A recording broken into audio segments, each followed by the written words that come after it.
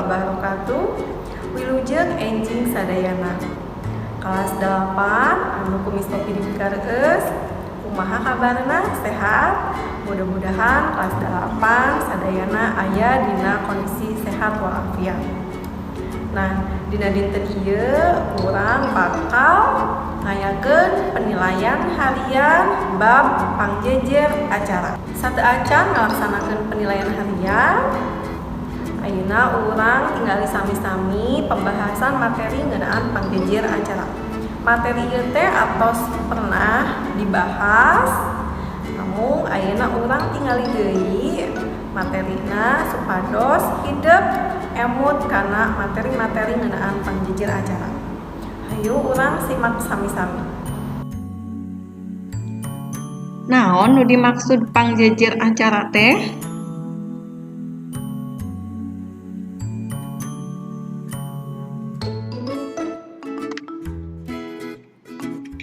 Pangjejer acara atawa MC, Master of Ceremony, nyaeta hiji jalma anu mibanda pancen ngatur nyusun hiji acara sangkan acarana lumangsung kalayan lungsur, langsar, ruyu jeung jadwal sarta waktu nu geus ditangtukeun.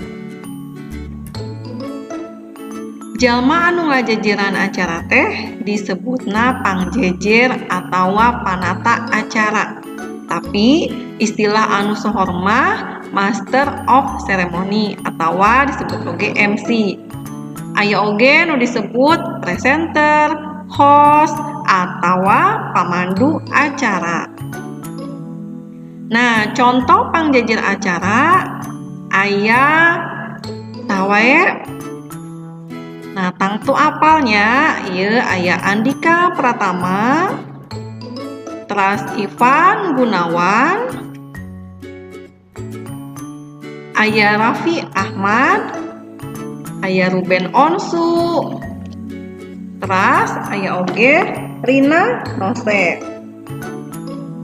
Nah, rupa-rupa atawa jenis acara nu sok dijejeran teh aya dua nyaeta acara resmi sareng acara henteu resmi. Nah, mun urang ngajejeran acara resmi teh aya sawatara runtuyan anu aya 4 hal. Nya 4 hal runtuyan acara resmi naon wae. Nu kahiji teh nyaeta bubuka. Anu kadua pangbagea atawa pangjajab atawa disebat oge sambutan. Anu katilu nyaeta acara pokok atawa inti. Anu kaopat nyaeta doa atawa panutup.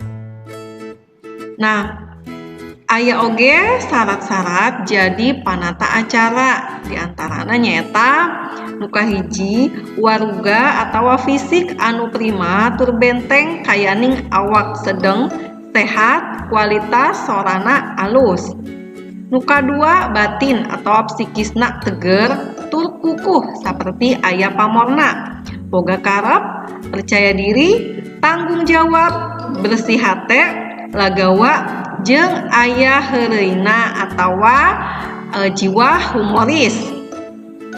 Nu katilu paham kana etika jeung tata krama atawa sopan santun. Nu kaopat boga pangaweruh jeung wawasan anu kaitung lega tur jembar.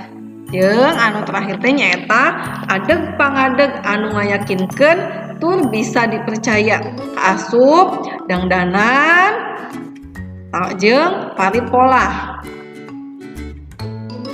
Nah, mun urang ngajejeran acara resmi aya oge tata kramana nya. Di antarana nyaeta nu kahiji basa nu dipake teh kudu direka sing merenah. Nu kadua make pakaian anu sopan atawa pakaian anu luyu jeung sifat acara. Nu katilu lamun mawa naskah acara ulah loba teuing maca naskah. Nu kaopat ngaruntuykeun acara luyu jeung anu geus ditangtukeun. Ayeuna urang laksanakeun materina atos ditinggalinya. Ayeuna mangga dibuka kuisisna, mangga dikerjakeun soalna. Mudah-mudahan lancar sadayana. Amin. Sakieu wae ti Miss Poppy, kita ngelangkung Miss Poppy nyuhun hapunten. Wassalamualaikum warahmatullahi wabarakatuh.